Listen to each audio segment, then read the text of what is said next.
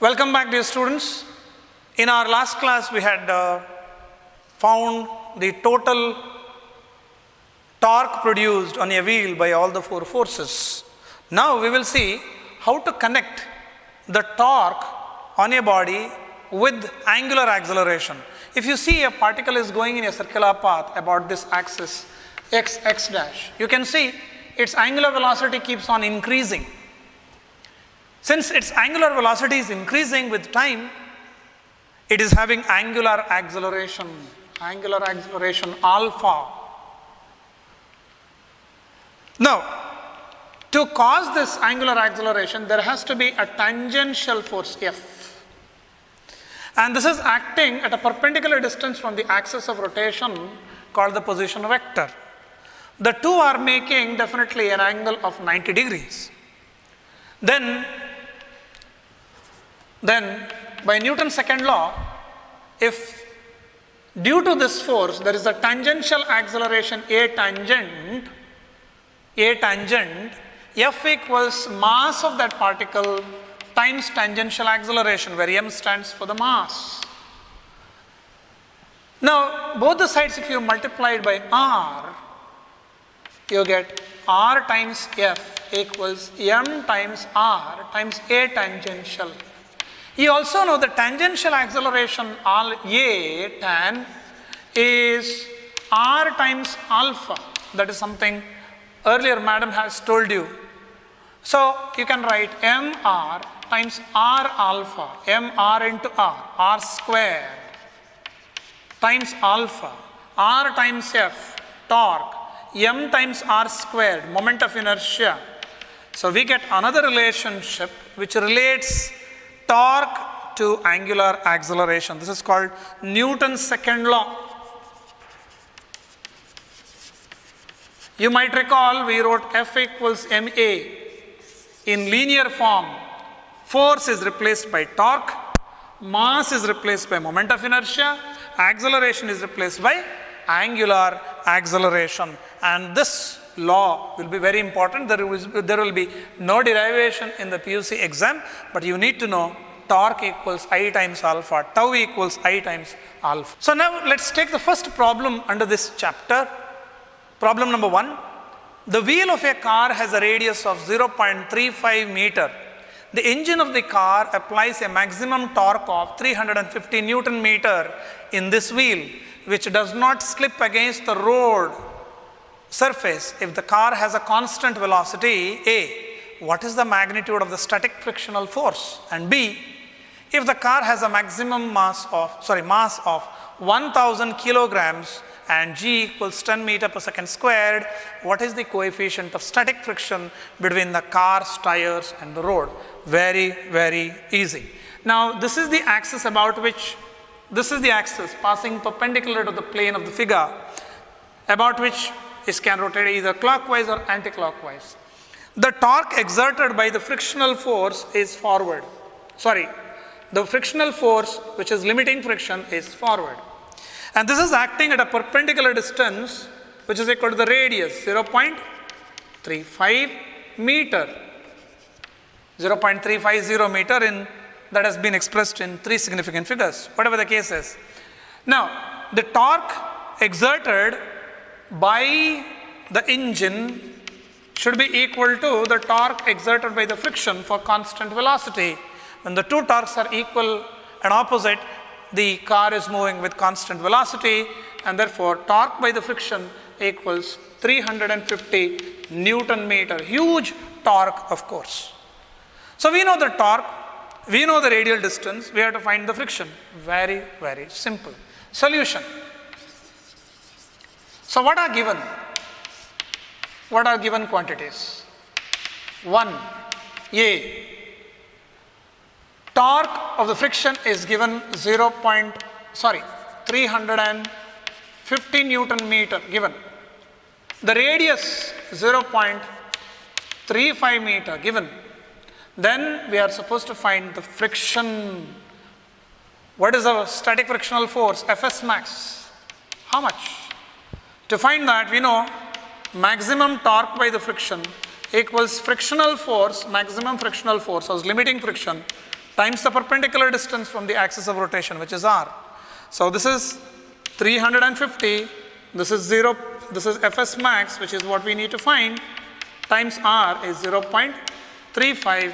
That gives us Fs max equals, divide this 350 by 0.35, I'm sure you're going to get 1000 Newton. That is the answer for first part. Then part B, what is the coefficient of friction? The car's mass is 1000 kilograms. So therefore the weight is 1000 kilograms times acceleration due to gravity. So that gives you 10,000 Newton. And weight force is equal to the normal reaction. Normal reaction.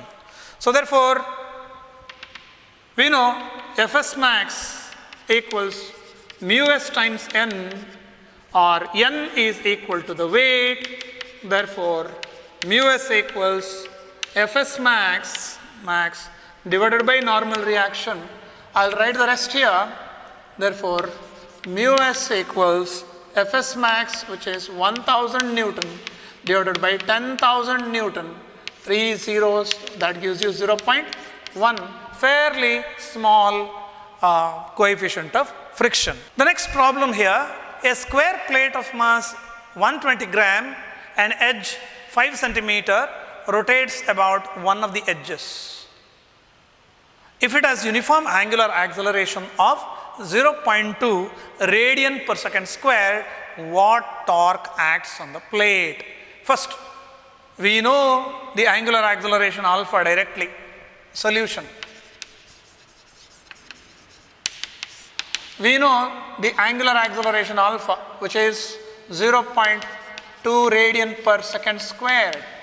We also know the mass of the plate, which is 120 gram, that is 0.12 kilograms. But in order to find the torque on it, we need moment of inertia I. How do we find moment of inertia? Moment of inertia for a rectangular plate, if you recall, is given by 1 by 12 times m times a square plus b square. For a square, a equals b. So it is going to be a square plus a square, which is 2a square divided by 12. Therefore, moment of inertia for the square plate is going to be 1 by 6 m times a square.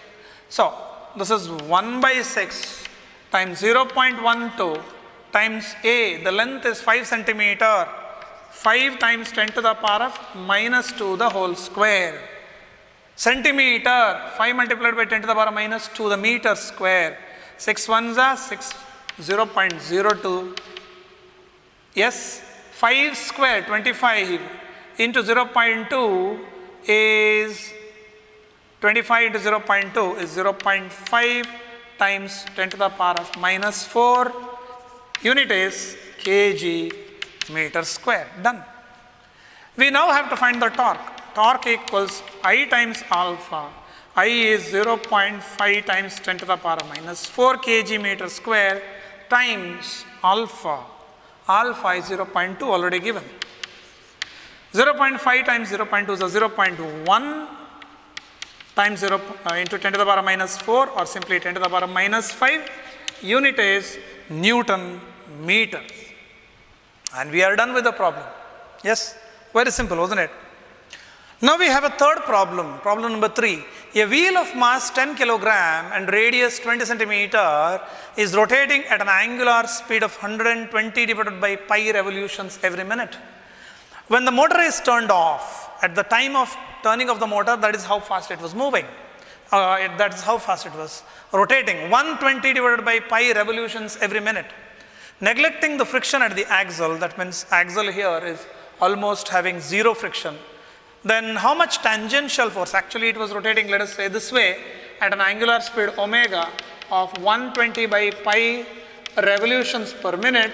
And now in order to stop it, you need to apply a tangential force in the opposite direction so that it slowly comes to rest. Calculate the force that must be applied tangentially to the wheel to bring it to rest in 10 revolutions. I would rather write it 10 by pi revolutions so that you are having some easiness while doing calculations. Okay, here is the thing. So what do we have? Let's find out. One is the mass of the wheel. Wheel is not like this. Actually, what he's talking of is a disc. So mass is given 10 kilograms. The radius is 20 centimeter, which I can write 2 multiplied by 10 to the power of minus 1 meter. So what is the moment of inertia of the wheel? Moment of inertia is mr square divided by 2. I shall call it capital R. M is 10 by 2. R is 2 times 10 to the power of minus 1 the whole square. So this gives you 1 2, cancels out with another 2. So 10 2s are 20 into 10 to the power minus 2. So 0.2 kg meter square. Just verify whether I am right or wrong. Okay? Fine. That is the moment of inertia. Now, initial angular velocity omega naught is 120 by pi revolutions per minute. Revolutions is not SI unit, minute is also not SI unit. So 120 by pi, each revolution is 2 pi radian divided by each minute is 60 second. 61s are 62s are. So 1 pi, another pi cancels out. So I get 4 radian per second is the initial angular velocity. Eventually, when this wheel comes to rest, it was actually rotating, becomes slower. Eventually comes to rest. That is because I have applied a tangential force F. So therefore, final angular velocity is 0. In how many revolutions? By what is the angular displacement theta? That is 10 by pi revolutions. Each revolution is 2 pi radian. Pi and pi cancels out. So 20 radian. I know all this. I have to now find angular acceleration or angular deceleration. You know, we have the formula omega square equals omega naught square plus 2 alpha theta. That gives me, I have to find out alpha, check that out. You get omega square minus omega naught square divided by 2 times theta. So let us substitute everything here. Therefore, I'll write it here. Alpha equals omega squared, 0 squared, minus omega naught square, that is 4 squared, divided by 2 times theta, 20. So that gives you minus 16 divided by 40, or 16 ones are 16 2.5s are, 1 by 2.5 is minus 0.4 radian per second square. So negative implies it is deceleration, obviously. So we also know torque equals I times alpha. Torque is force times the perpendicular distance. That is should be equal to the modulus only sufficient. I times alpha. So therefore F equals I alpha divided by R. R is already given 0.2 meter or 20 centimeter. So I we calculated here 0.2 kg meter square. Alpha is 0.4 magnitude only, divided by R, which is 0.2, 0.2 ones are 0.2 ones are. So you get 0.4 Newton is the answer. Next we shall define a physical quantity called angular momentum.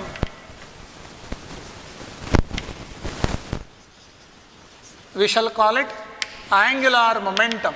So what do you mean by angular momentum? Let us consider a particle moving parallel to, say, x-axis. This is x, this is y, and this is z-axis. This particle moving parallel to the x-axis. If m is the mass of it, and the direction of its motion will give its velocity, v like that, its instantaneous position is given by a vector r in the xz plane, then the angle between r vector and v vector is theta.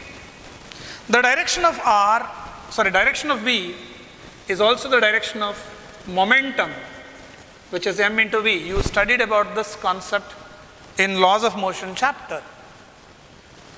Then moment of linear momentum, moment is always quantity times the perpendicular distance. So if this is angle theta, this is also angle theta. Now this is the line of action of momentum. Perpendicular distance to this happens to be this way, right? So this r has two components. One is along the x-axis, you call this r cos theta, another r sin theta. The moment of linear momentum, the moment of linear momentum of any particle about any point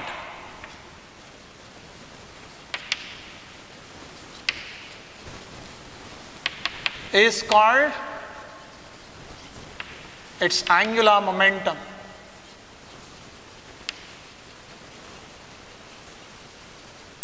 So what is moment of momentum? Angular momentum is represented by L. L is always momentum times moment arm. Moment arm is, this is called usually moment arm. Perpendicular distance from the point, say in this case the origin to the line of action. This is line of action of momentum P.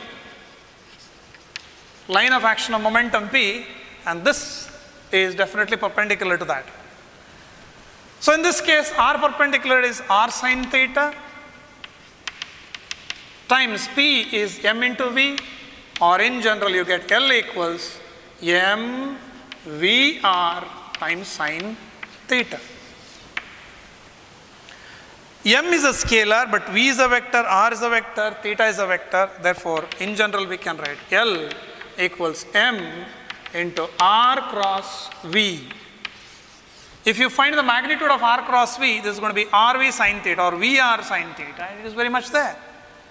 So angular momentum is therefore a vector given by the right hand clasp rule.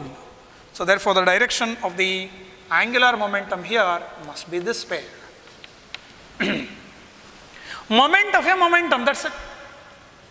Moment of linear momentum, it is given by the cross product of, actually this can also be written as r cross mv. Notice that L can be written as r cross m into V, because mass is a scalar, whether you put it here or keep it over there does not matter. M into V is momentum.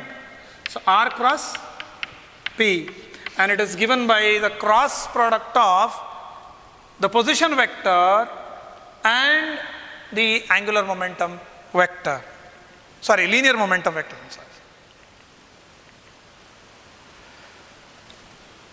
So now I want you to understand the following. If V is equal to 0, if the particle which I had previously explained is permanently at rest here, what is its angular momentum about the origin? Obviously V is going to be 0. When V is 0, angular momentum is 0. So L equals 0 if V equals 0. That means a particle at rest will have 0 angular momentum. Then what if theta is equal to 0? L is equal to 0 then. If theta equals 0, what do you mean by theta is equal to 0? Suppose this particle is going away along this line. R vector and V vector or P vector are parallel to each other. So angular momentum is 0 about the origin. What happens if it is moving oppositely? R is this way, but it is moving this way. So momentum and velocity are opposite. Theta equals 180 degree. So L is equal to 0 if theta equals 180 degree. And it is going to be maximum if it is moving perpendicular to the, so in other words, this is the origin. It is going in an arc of a circle like this. Then the direction of its velocity, and therefore momentum is always perpendicular to the radius vector, r vector. Then theta equals 90 degree. Then L is, when theta is equal to 90 degree, sin theta equals 1. L is equal to L max, maximum angular momentum. That is m times V times r, mvr.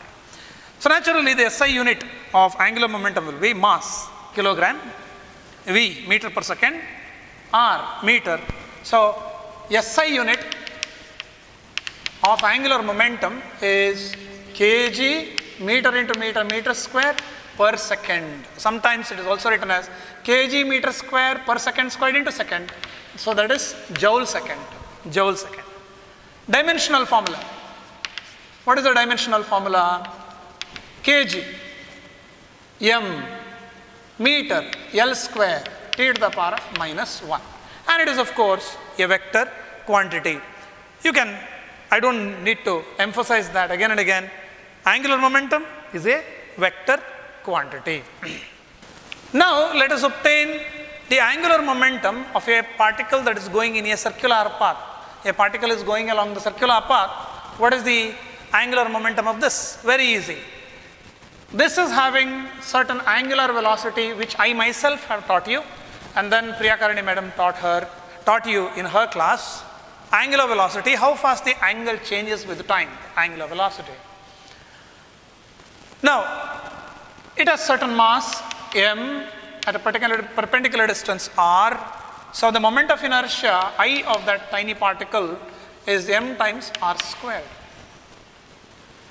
You know, the direction of its instantaneous velocity is always perpendicular to r. Therefore, we can easily write v equals r omega. Again, I had taught you this in my earlier class in circular motion. We find, of course, angular momentum of this particle about an axis passing through the center perpendicular to the plane L vector is m v times r sine theta. Theta is equal to 90 degree here already. So simply mv into r. mv is r omega times r. So r into r squared times omega. Mr square is moment of inertia. So angular momentum of one single particle is its moment of inertia times angular velocity. What happens if you have multiple particles? Multiple particles. For example, here, the moment of inertia of the first one is m1 r1 square, m2 r2 square, m3 r3 square, mn r1 square, so on. All of them are going through the same angular displacement in equal intervals of time. Therefore, all of them will have the same angular velocity, correct, right? So, what is the total angular momentum, which I call capital L? That is angular momentum of the first one plus second one and so on up to nth one. So, L1 is I1 omega, I2 omega and so on, In omega. Omega is same. Why omega is same? They all cover the same angle in equal intervals of time. So, angular velocity is same for all the three particles or n particles in general. So, I can write I1 plus I2 and so on up to In times omega. So, capital L is the notation for the angular momentum of n particle system or a body, a rigid body. So, this gives me total moment of inertia I times omega. So, in general one can write total angular momentum L vector equals total moment of inertia I times total angular velocity omega. This reminds you of total momentum m equals total mass times total velocity. P equals mv, which Priyakarani madam must have explained to you in her class.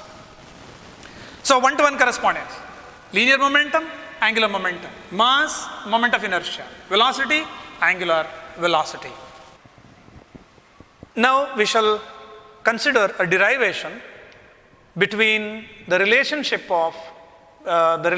between angular momentum and torque.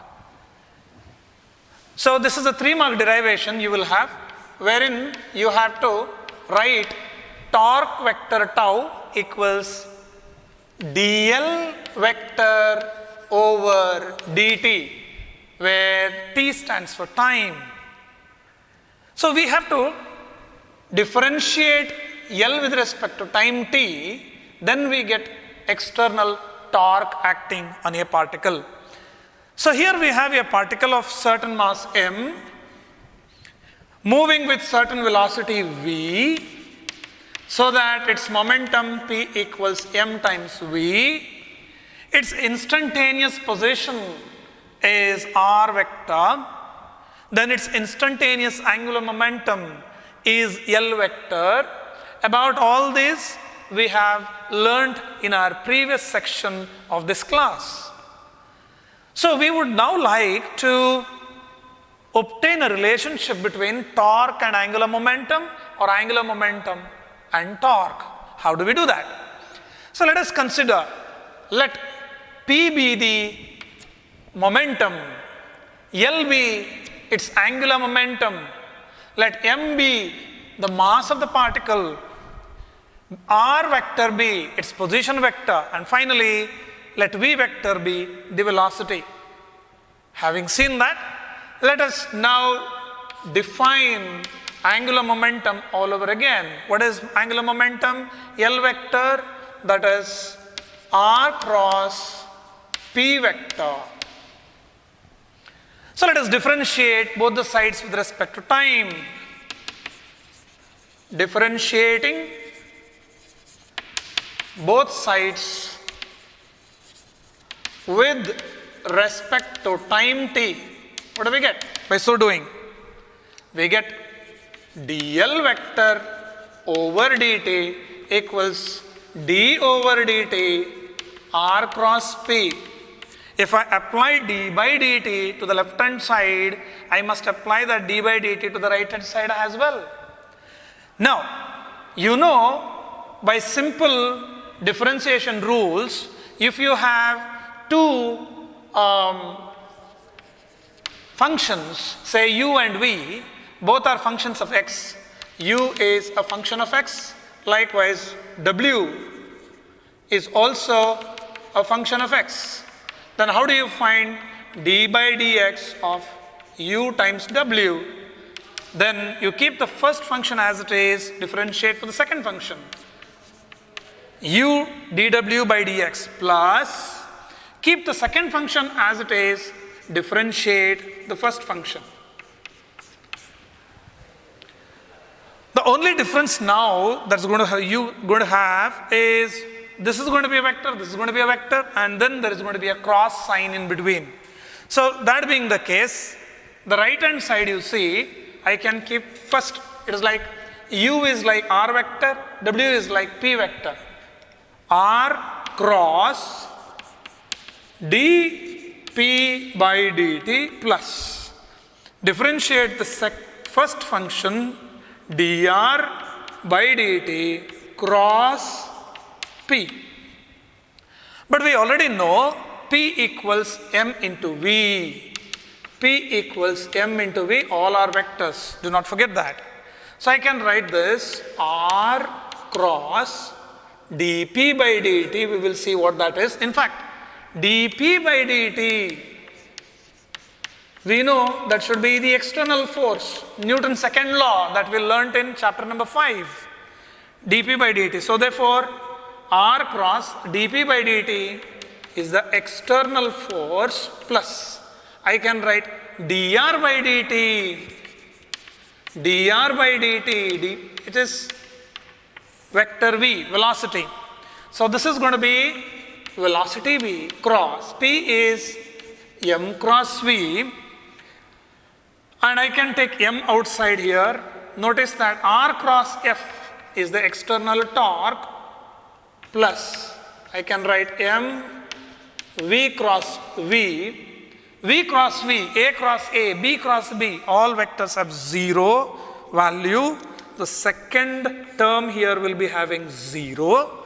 The first term is going to have tau. Therefore, torque is r cross f external. We know that.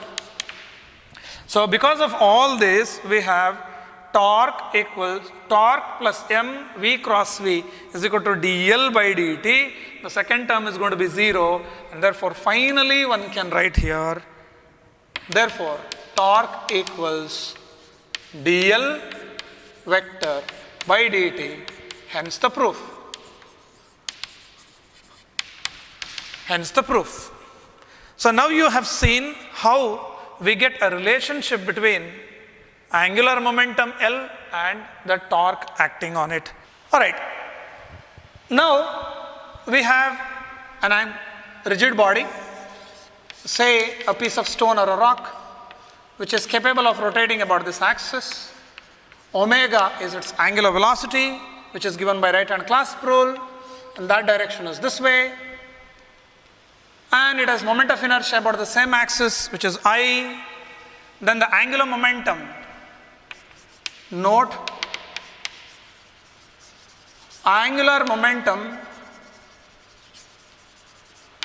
of a rigid body about any axis L is given by I times omega. Let's differentiate it both the sides. Therefore, dl dt equals d dt times I omega. dl dt is net external torque. So, suppose if net external torque is 0, no net external torque you call it, net torque you call it, means the same. Then d dt of I omega equals 0. You know, the rate of change of a certain quantity is 0 only when that quantity remains constant. This implies I times omega equals constant or L equals constant. That means if a system of rotating object or system is not acted upon by any external torque, if the external torque is 0, then the product I omega is constant or angular momentum L is a constant or conserved. This is called law of conservation of angular momentum. Law of conservation of angular momentum. So what is the statement of it? Statement is very easy to say. When external net torque acting on a system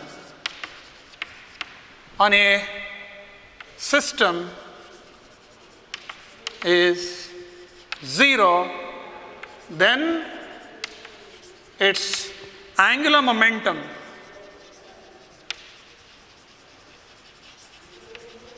is constant or conserved.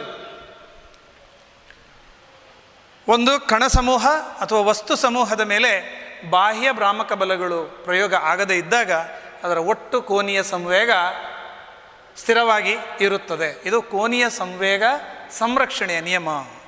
Law of conservation of angular momentum. So it's explanation is here. Statement is there. State and explain ಅಂತ ಹೇಳಿದರೆ ಇಷ್ಟು ಬರಿಬೋದು ನೀವು. Let's now give the illustration of law of conservation of angular momentum. ನಿದರ್ಶನಗಳು, examples, illustrations, applications, uses, you call it the way you like, ಯಾವುದೇ ರೀತಿಯಲ್ಲಿ ಕರೀರಿ. ನಾವು ಒಂದು ಸ್ವಿವೆಲ್ ಚೇರ್ ಅಂತ ಹೇಳ್ತೀವಿ ಇದನ್ನು. Swivel chair or you can call it rotating stool or spinning stool. Rotating stool ಮೇಲೆ ಒಬ್ಬ ಕೂತಿದ್ದಾನೆ. ಆತ 2 ಡಂಬೆಲ್ಸ್ಗಳನ್ನು ಇಟ್ಕೊಂಡಿದ್ದಾನೆ ತನ್ನ ಕೈಯಲ್ಲಿ. ಯಾರೋ ಅವನಿಗೆ ರೊಟೇಷನ್ ಕೊಟ್ಬಿಟ್ಟಿದ್ದಾರೆ, ಸ್ಪಿನ್ ಆಗ್ತಾ ಇದ್ದಾನೆ. ಆತನ ಆ್ಯಂಗ್ಯುಲರ್ ಮೊಮೆಂಟಮ್ ಈ ಡೈರೆಕ್ಷನಲ್ಲಿ ಇರ್ತದೆ. ಯಾವುದೇ ಕಾರಣಕ್ಕೂ ಇದಕ್ಕೆ ಕನೆಕ್ಟ್ ಆಗಿರ್ತಕ್ಕಂಥ ಆಕ್ಸಲ್ಗಳು ಯಾವುದೇ ಫ್ರಿಕ್ಷನನ್ನು ಕೊಡ್ತಾ ಇಲ್ಲ. There is no friction. So external torque is 0. Nobody is pushing on him, nobody is pulling on him. Simply ಒಂದ್ಸಲಿ ಅವನಿಗೆ ಸ್ಪಿನ್ ಮಾಡಿಬಿಟ್ಟಿದ್ದಾರೆ. ಅವಾಗ ಏನಾಗುತ್ತೆ? He will spin because his hands are far apart from the axis of rotation. Notice that this is the axis of rotation. X dash is the axis of rotation. About that axis of rotation, the mass is far apart. Masses are far apart. When masses are far apart, I is proportional to r square. Moment of inertia is proportional to r square. Since r is large, I is large. So therefore, he will have large moment of inertia. And he has fairly small angular speed and therefore he will spin slower. By conservation of angular momentum, COAM, We know initially he has large moment of inertia, therefore his angular velocity is small. But since this has to be constant, I omega I should be equal to if omega f due to law of conservation of angular momentum. Therefore, now when he brings his arms closer, the moment of inertia now decreases because r decreases, I decreases. Since the product should always remain constant, if he now has smaller final moment of inertia, his final angular velocity should be large. And that's the reason why the fellow on a swivel chair is able to spin faster. I can give the statement like this: when a person with dumbbells is sitting with his hands outstretched on a swivel chair, he spins slower because his moment of inertia is larger. When he brings his arms closer to his chest, by conservation of angular momentum, his moment of inertia decreases, thereby angular velocity increases, and hence the person spins faster. So this is due to conservation of angular momentum. There is a second illustration here, illustration number 2, wherein there is a springboard diver who takes a jump into water below. I have not shown the springboard here. I haven't shown even the water there. This springboard diver is taking the leap into air. And when she does so, she is almost straight. Her center of mass is here. Cross implies that is the location of her center of mass. If at all she spins, she has to spin about this axis passing through her center of mass. So, during her motion, you can see she is now bending more and more. She is curling more and more. Bend ಆಗ್ತಾಳೆ ನೋಡಿ, ಇಲ್ಲಿ ಅತಿ ಹೆಚ್ಚು ಬೆಂಡಾಗಿದ್ದಾಳೆ. ಬೆಂಡಾಗಿದ್ರ ಅರ್ಥ ಏನು ಅಂತ ಹೇಳಿದ್ರೆ, mass is closer to the axis of rotation. Axis of rotation passes perpendicular to the plane like this. As a result, here her mass distribution was far from the axis of rotation, therefore she had large moment of inertia initial. She was spinning slowly, so moment of angular velocity was smaller. At some point here, you can see she has brought her arms, legs, everything so close to her body. Now her moment of inertia must decrease, so final moment of inertia is small. By conservation of angular momentum, what should happen to our angular velocity? Angular velocity should increase, so that by conservation of angular momentum, one can suggest and one can state I omega I should be equal to if omega f. The idea is very simple. Initially, if the moment of inertia was large, angular velocity is slow. Next, moment of inertia becomes small, angular velocity will be large. Yeah, now we shall take up a problem on one angular momentum calculation, second one rotational kinetic energy calculation. So here is a problem for you. A uniform square plate of mass 2 kilograms and edge length 10 centimeter rotates about one of its diagonals under the action of a constant torque of 0.1 Newton meter. Calculate the angular momentum and the kinetic energy of the plate at the end of 5th second after the start. So here are the quantities that are given. One is the edge length is 10 centimeter, which I can write 0.1 meter. And the torque that is applied, how exactly it is applied, it is not clarified in the question, but somehow there is a torque, and the torque that acts upon it, tau, is 0.1 Newton meter. If so, we would like to find what is the angular momentum after 5 seconds from the start. So after t equals 5 seconds, what is the angular momentum L that we have to find out. Second, what is the kinetic energy after 5 seconds, K. So here are the given quantities are this. The edge length A is 0.1 meter, torque is also 0.1 1 Newton meter. Besides time that is asked is 5 seconds. What we want is L how much after 5 seconds, kinetic energy, rotational kinetic energy how much after 5 seconds. So in order to find the angular momentum after 5 seconds, it is stated, it is from the start. Obviously at start the angular momentum, which is I times omega, is 0 because initial angular velocity will be 0, and therefore initial angular momentum will also be 0, Li equals 0. So we know we have derived this relation as well, but we did that for a single particle.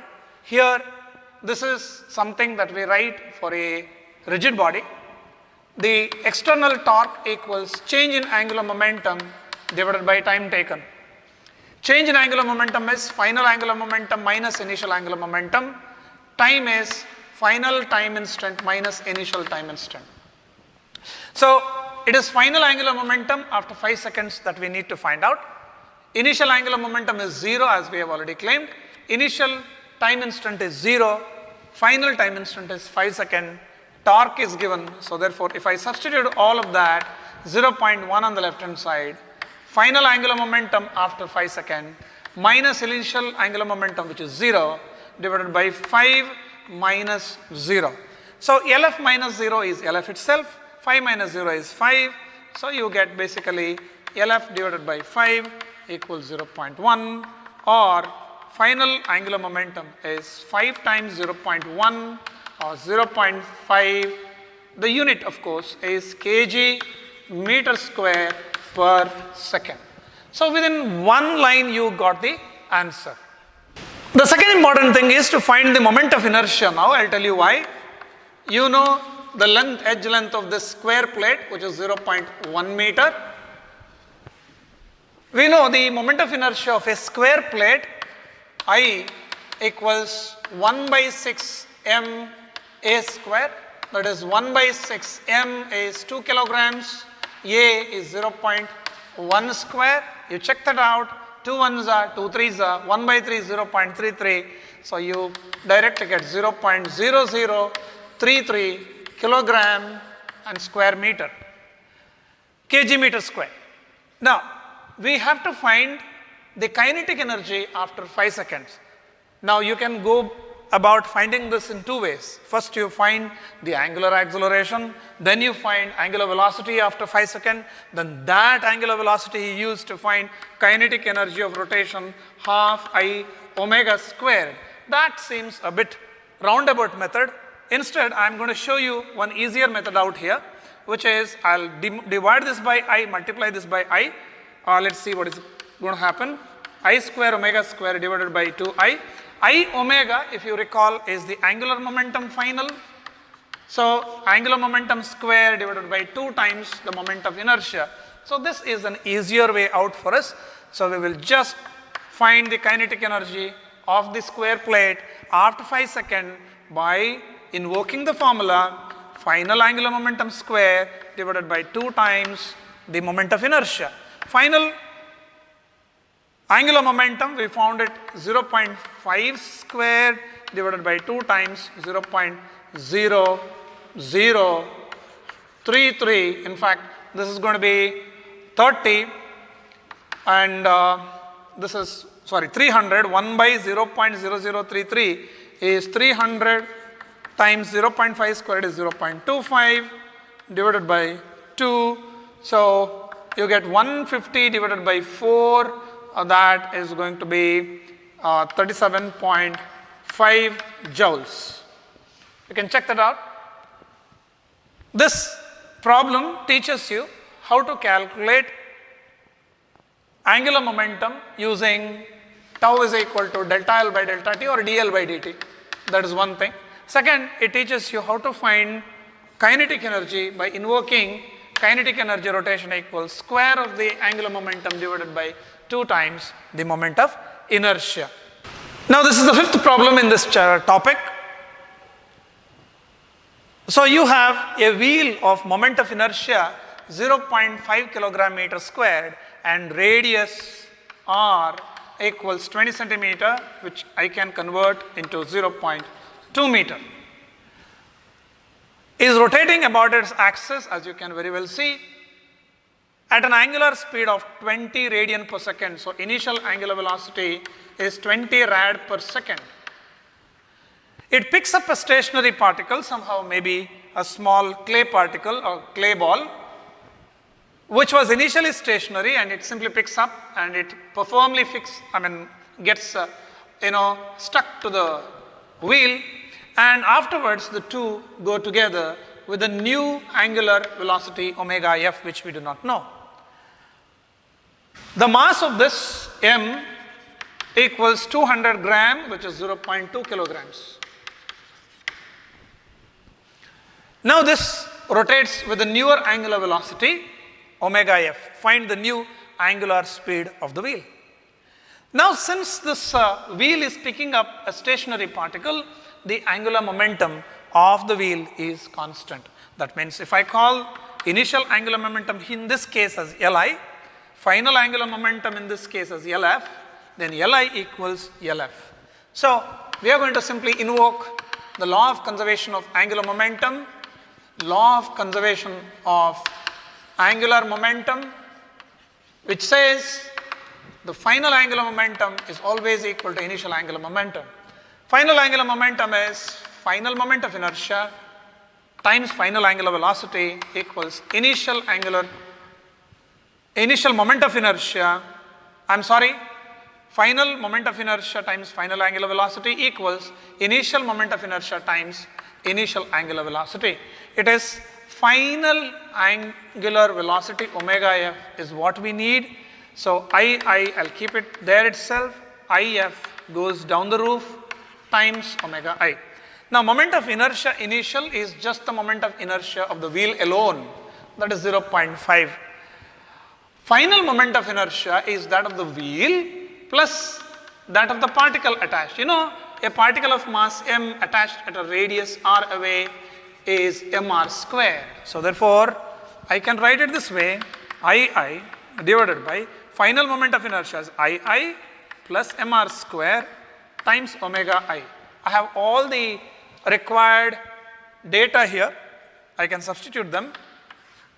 So I is 0.5 in the numerator divided by 0.5 plus mr square.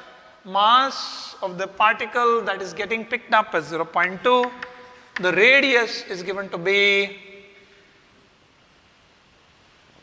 20 centimeter, that is 0.2 times, I can erase this, times 20 radians per second, 20. So you can calculate the numerator, 0.5 divided by 0.5 plus 0.04 or 0.54 whole multiplied by 20. The value ought to be slightly less than 20, perhaps maybe 19 rad per second. You can very well notice the use of law of conservation of angular momentum to solve this problem. In order to solve this problem, we have invoked the law of conservation of angular momentum. Okay, next we shall look at a situation wherein a round object, whether it is a solid sphere or a hollow sphere, solid cylinder, hollow cylinder, disc, ring, any uniform objects sliding, it is not sliding down, it is rolling down. When it is rolling down, you must understand there are two simultaneous motions. Can you see the center of mass is essentially going along this track? So that is translation. Besides this, there is also simultaneous rotation. So therefore, for this body, there are two types of energies. One, translational kinetic energy, another one, rotational kinetic energy. So therefore, at any moment, the total energy is composed of, or total kinetic energy I must say, is composed of two components. Rotational kinetic energy, half I omega square, and translational kinetic energy, half mv square. Now what is v there? V is basically the velocity of the center of mass. Okay, now let us consider a body, round object. It may be a ring, it may be a vehicle's tire, it could be a shot put ball, or it could be a football, volleyball, or hard ball of cricket. Something is rolling down, it is not sliding down. And as it is doing so, you can see the center of mass is going along this line. And therefore, when it reaches the bottom, it has velocity of the center of mass VCM. Apart from that, about the axis passing right through the center, like this, there is also the angular velocity omega. And since it is an extended rigid body, it has moment of inertia I about the axis. And it also has mass m, which we think is concentrated or focused at its center. That point, of course, is going to be called center of mass, a concept that we started with in this particular chapter. So, total kinetic energy of a body, round body, rolling down an inclined plane. Rolling down an inclined plane or simply rolling down. So, you know, it has translational kinetic energy, K translational, which is half times mass times center of mass velocity squared. And it also has the rotational kinetic energy, which is half times m will be replaced by I and v will be replaced by omega, omega squared. Therefore, total kinetic energy of the rolling body is kinetic translational plus kinetic rotational. Kinetic translational half m times VCM squared plus kinetic rotational half I omega squared. Now, if K is the radius of gyration of the round body, then we can write I equals K times K square times M, or mk square, where m is the mass of the body, in this case mass of the wheel, K is the radius of gyration, mass times square of the radius of gyration gives you the moment of inertia. Meanwhile, for a purely rolling object, we can always prove that center of mass velocity is the radius of the wheel times angular velocity, or angular velocity is VCM divided by R. So, if I plug in that in here, I get a total energy relationship, or total kinetic energy relationship, or total rolling kinetic energy relationship, half m VCM square plus half I, which is m k square times omega squared, VCM square divided by R squared. So, now m VCM square, half m VCM square, if I take it outside, I get 1 plus k square divided by R square. That gives you the total kinetic energy of a body, that is round body. Always remember, it is like a ring, vehicle's tires, solid sphere like shot put, hollow spheres like football, cricket ball, etc., tennis ball. One of our solid cylinder, a piece of chalk itself is a beautiful example of a solid cylinder. This could be rolling down an inclined plane, and when it does so, the total kinetic energy at the bottom is half times mass times its velocity there at the bottom, times 1 plus k here, which is called radius of gyration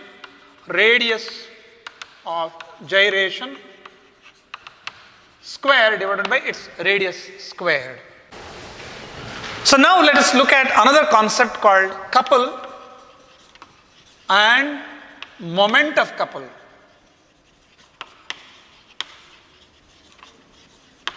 Couple and moment of couple. You know what a couple means in layman's English language?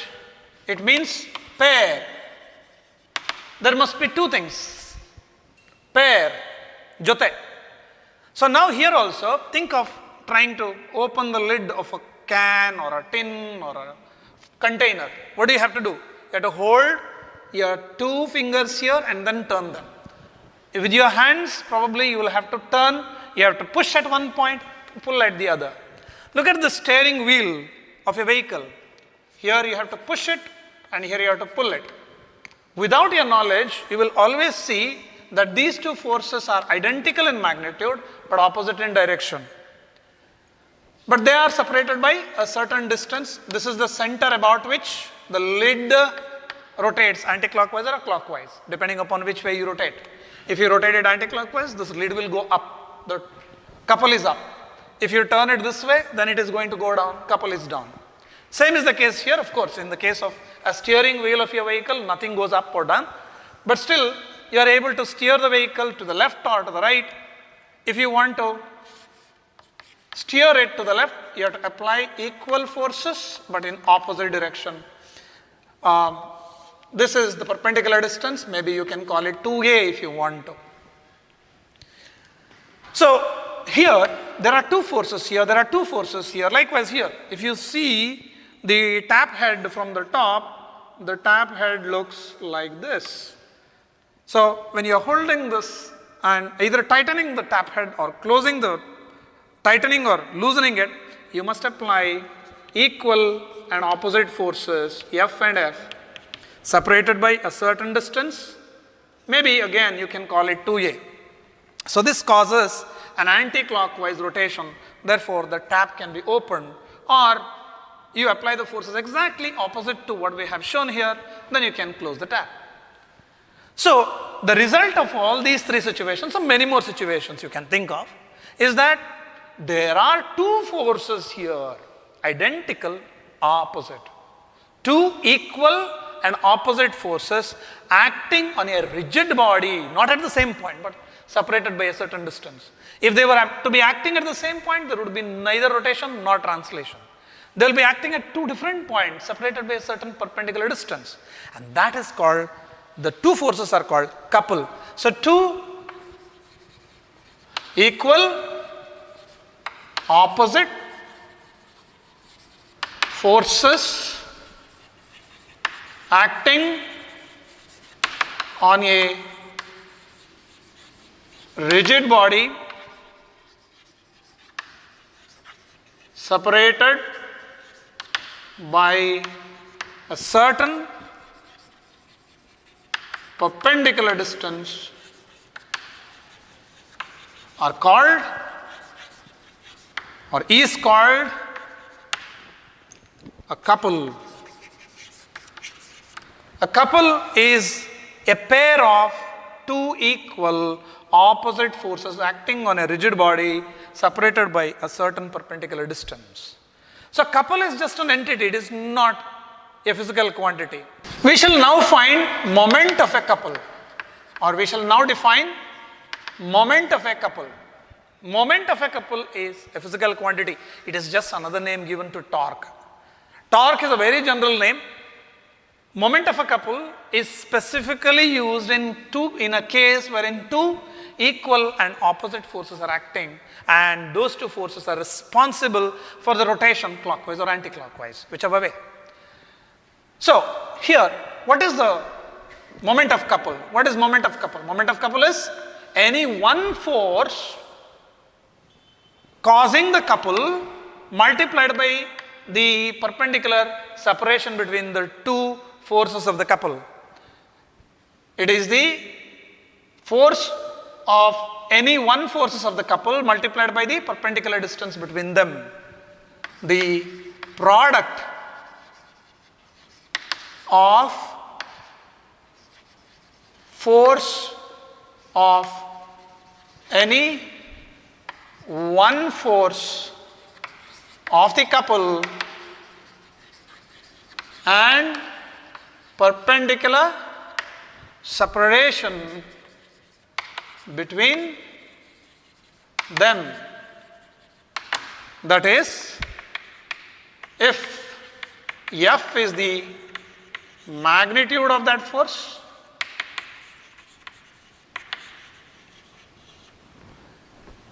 (2a) is the perpendicular separation between the two forces, then moment of couple, usually the notation is still that of the torque, tau equals product of magnitude of any one of the forces of the couple multiplied by the distance 2a. So 2a multiplied by f, it is not cross product, mind you, it's just the magnitude. So naturally the unit of torque will be that of 2a, distance, meter, force which is Newton, Newton meter is the SI unit, and needless to say the dimensional formula is that of torque itself, which is m L square t to the power minus 2. Okay, dear students, let's now look at the analogy between translational and rotational variables, both kinematic as well as dynamic variables. Start with displacement. You have delta x or s as the notation for them. Rotational variables, angular displacement, delta theta or theta.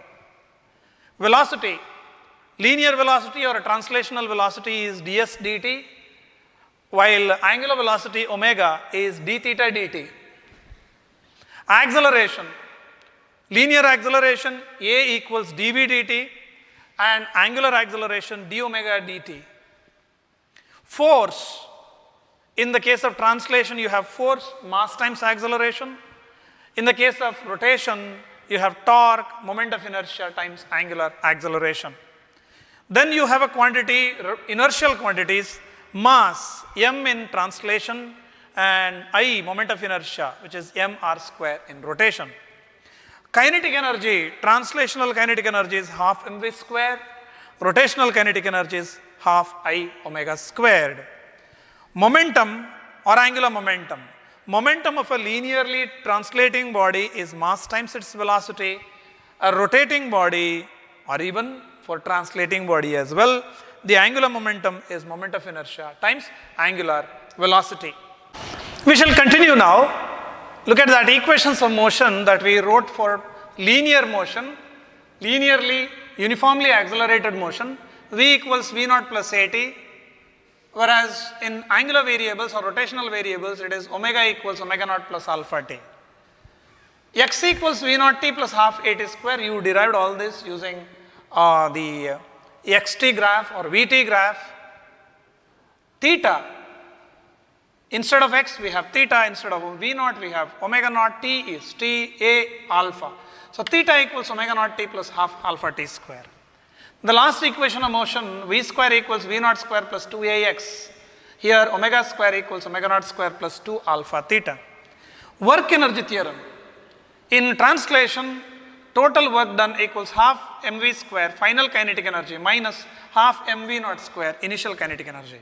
In rotational mechanics, the work done, total work done rotational equals half I omega square minus half I omega naught square. Then power, the rate of doing work. Translational power is rate of doing translational work, dw translational by dt, that is force dot velocity. In the case of rotation, the power equals rate of change of rotational work done, which is torque dot angular velocity omega. Last but not the least, kinetic energy momentum relationships. Translational kinetic energy can be written as square of momentum by 2 times mass. Rotational kinetic energy can be written as half times I omega square, which is L square by 2I. Notice the replacement by L of P is replaced by L, M will be replaced by I. This is an exhaustive comparison list of translational and rotational variables. Usually you will be asked for 5 marks. List out the analogous variables between translational and rotational variables anta keltane. Usually about 11 to 12 different relations are there. At the most you can reproduce 10 of them, any 10 of them, but there must be analogy between the two. With this, I'd like to conclude. I have exhaustively taken up the second part of System of Particles and Rotation chapter. I hope you have enjoyed my classes. Thank you one and all.